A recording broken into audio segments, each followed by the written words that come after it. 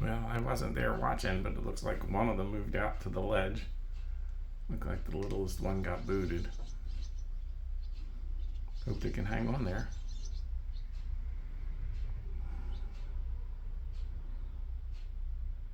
It's still Saturday.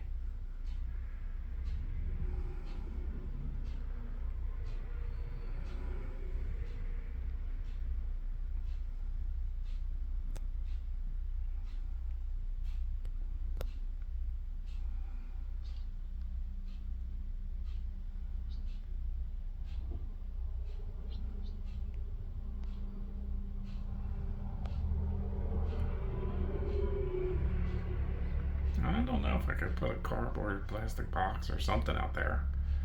Get it to stick. But got a feeling a couple of these will be on the ground. Maybe we could put something on the ground that won't scare the mama away. If they can't fly, we'll see. Alright, so a little drama here today. Charlie and Teresa Garden for two. See you next time.